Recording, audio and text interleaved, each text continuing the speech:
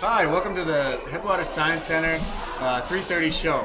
Today, we're talking all about fish, and even more specifically, we're going to be talking about fins, fish and their fins. And, wait, hold on a second. I think we got one. Holy smokes, that's a keeper. That's a big fish. So, before we start talking about different types of fins and stuff, let's go over what should we call all these fins. So, I have this example model where we can learn a little some simple vocabulary before we start. So, the first fin on the top of the fish would be called the dorsal fin. If they have two dorsal fins, the front one would be called anterior dorsal fin, and the back, the further dorsal fin would be called the posterior dorsal fin. So, anterior dorsal fin, posterior dorsal fin. Now, let's move on to the front of the fish. These fish on the fins on the side of the fish would be called pectoral fins. So you can think of these as the fish's arm.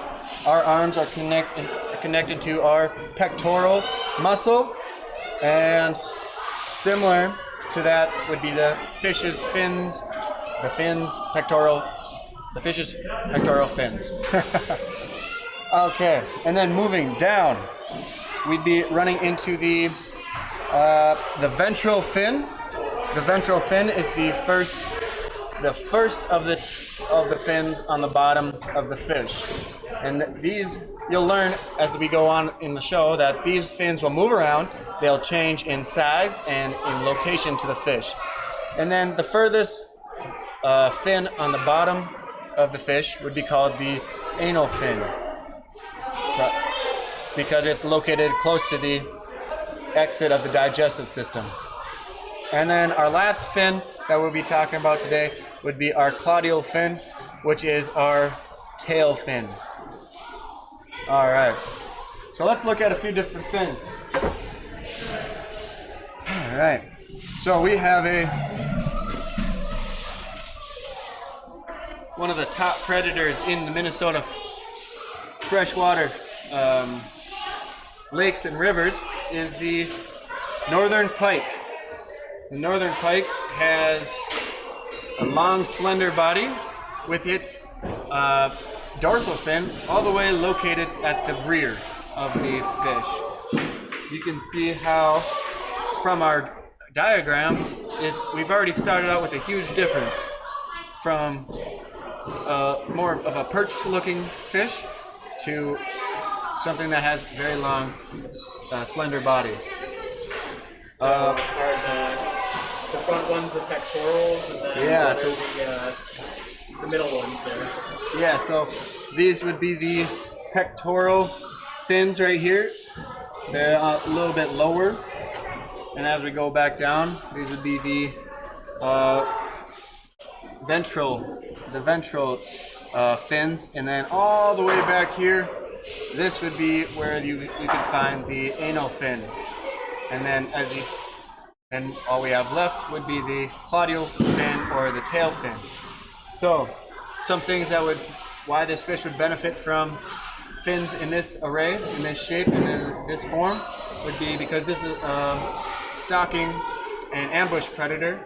This fin arrangement offers a lot of quick twitch, power or torque, maybe, probably not the right term, but to get up and attack the fish from a slower speed to very accelerated speed. Accelerates fast, but maybe doesn't have that high of a top speed. Yeah. Now let's go on to, so we're going to hit a few different ones that are very different right away. This would be your sturgeon. This is a sturgeon fish.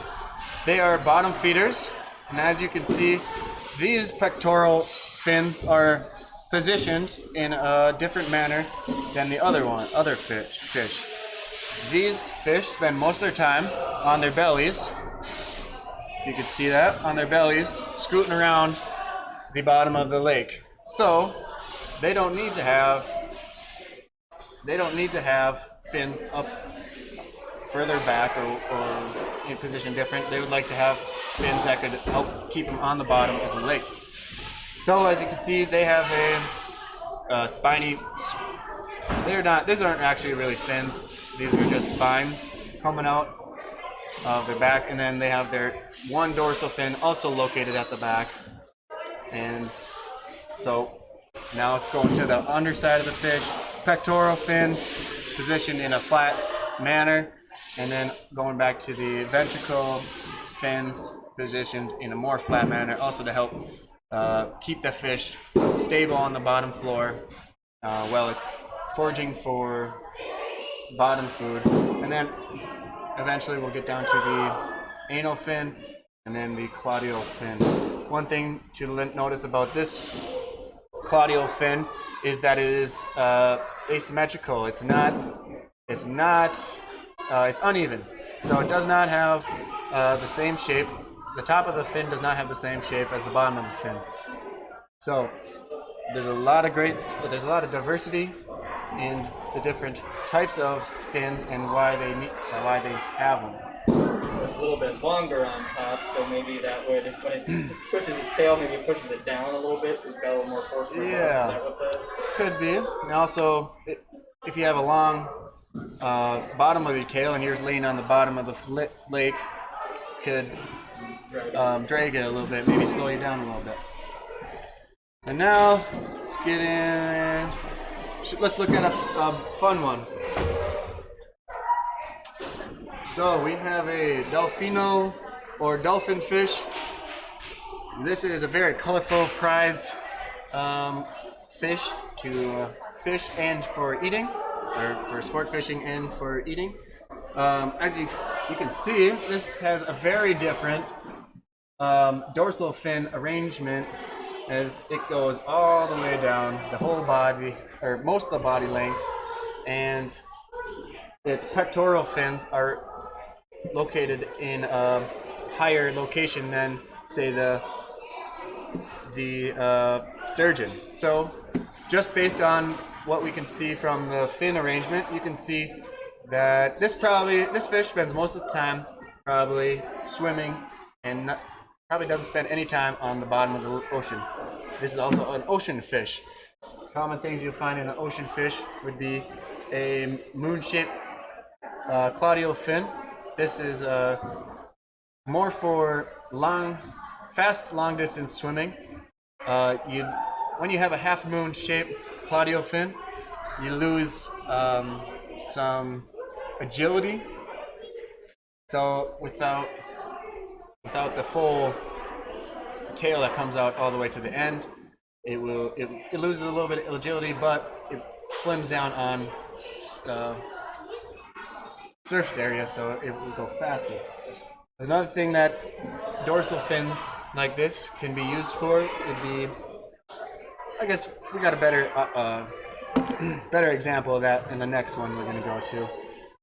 So again, pectoral, or these are the ventral fins right here. Moving down to the anal fin, which is very wide, long. These fins help add add maneuverability too. Just because with sharp turns you have more surface area to turn.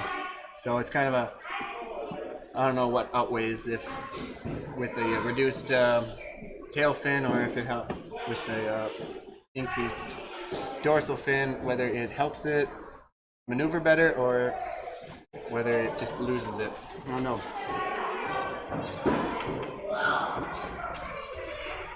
Our next fish would be the sailfish. You can see that they're known for their large dorsal fin that goes all the way down from most of their body, just like the dolphin fish. It it's very long and wide. These are the fastest fish in the ocean that we know of, and you can see that. So they use this for intimidation and turning at high speeds. So you can see that this also has a half moon shape for high speeds, long distance swimming, and this very large dorsal fin helps them maintain agility while going at a high speed. Just by the, well, I guess the pectoral fins fell off this model, but this is where they would be if they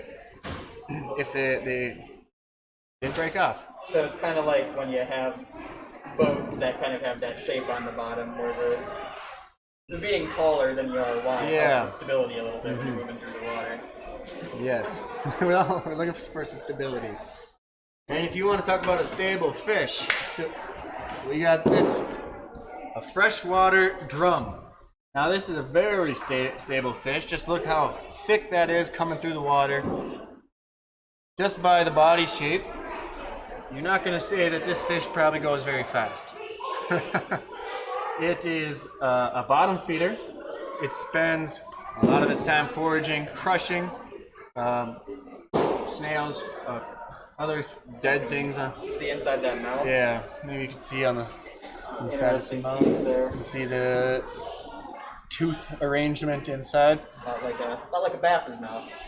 Yeah, a little bit like a bass's mouth. Got a pretty nice, powerful jaws right here. But their fin arrangement, they got their bottom feeders, so their ventral fins are flattened. They're located on the bottom and kind of spread out a little bit. So their pectoral fins are crazy. Yes, pectoral fins.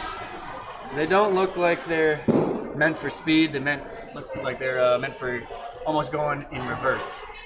Maybe. So, oh yeah. And differences in the dorsal fin. We went from the sailfish, which had a very large,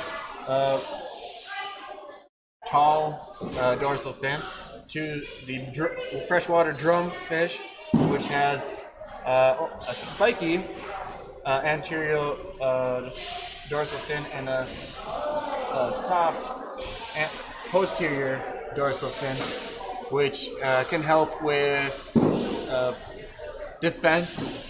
That would probably be the main reason that they would have that. Well, when you think about the other stuff that has those pokey fins like that, it is things like bluegills. So maybe it helps when they're smaller. Yep. Yeah, definitely. And now to the claudial fin. We have a nice, flat, long fin. Probably loses a little bit on speed because of added surface area, but definitely takes the cake for maneuverability with as how much water that fin could move. And oh, one of the weirdest fish we have in Minnesota would be the that one's a sea lamprey. Yes, sea lamprey. They're I guess invasive in Minnesota. Yeah. But we do have them. And as far as I know, they're in Lake Superior. Do you know what other lakes they would be in? Are they in water lakes? They're probably not in Lake Bemidji. I wouldn't be surprised if they moved past Lake Superior. We do have chestnut lampreys around here. Okay. Which are the local ones. They're not usually that big though. Yeah, these things are very interesting creatures. I don't know if you can see a mouth on there, but yeah, they don't look like, they can look like something out of Stranger Things, I'm pretty sure.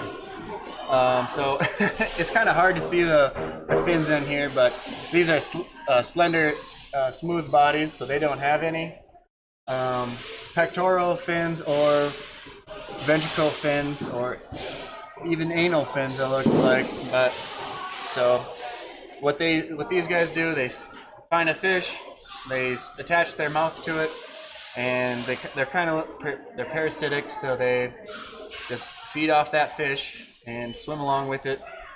They really like lake trout. That's like their favorite thing to suck onto. And completes until they can mature enough to complete their life cycle. And then, last but not least, bringing back the tuna. Tuna to finish off the show. Probably the most prized fish in the ocean. This is a very fast fish. You can tell by the Claudio fin that it is meant for speed. It's very slender and sleek body frame, allows it to bullet right through the water, and it's just a beautiful fish, and I'd love to catch one of these one day. And that's all we have. That's all of our fish today. Thank you for tuning in to our 3:30